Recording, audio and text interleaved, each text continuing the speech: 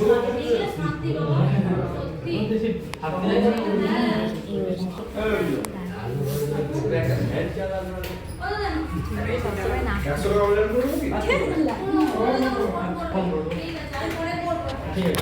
এখন এটা আমার লাস্ট ইউএসডি আমি করতে এসেছি, তো চলো আমি করে নিই, তারপরে তোমাদের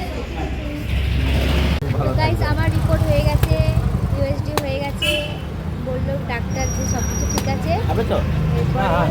এখন আমি আর চুন্নি এখন বসে আছে, বলছে খাবো না, ভাল লাগছে না। আমাকে এখন কাকু ডাব ছাড়িয়ে দিবে, আমি এখন খাবো। তাহলে চলো আমি ডাবটা খাই।